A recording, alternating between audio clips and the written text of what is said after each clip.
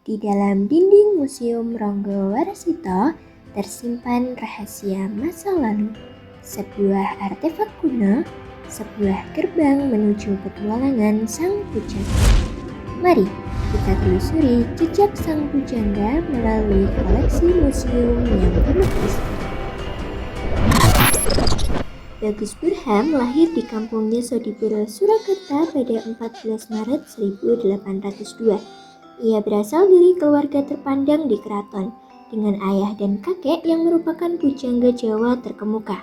Lingkungan keluarga yang erat dengan budaya Jawa ini menjadi latar belakang penting bagi kehidupannya, hingga kelak dikenal sebagai Raden Ngabehi Ronggo Warsito, seorang pujangga besar abad ke-19. Di usia 4 tahun, Bagus Burhan diasuh Ki Tanujaya. Menginjak belasan tahun, ia menjadi malas belajar.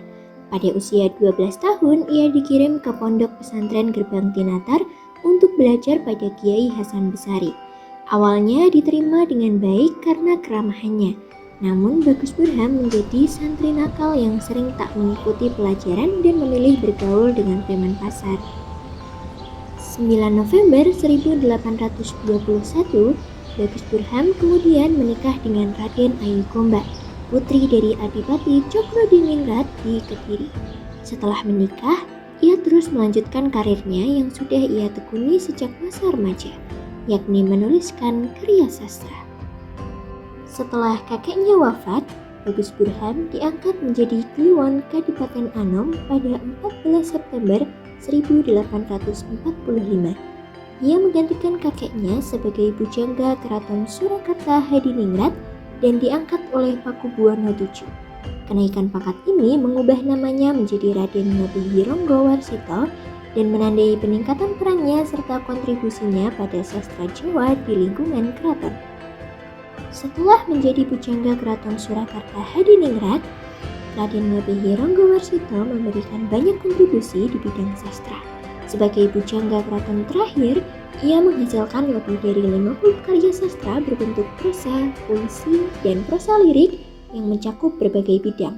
Beberapa karyanya yang terkenal adalah Kolodido, Joko Lodang, Cemporet, Pustaka Purwo, Sabda Tomo, Sabda Jati, dan Wirid Hidayat.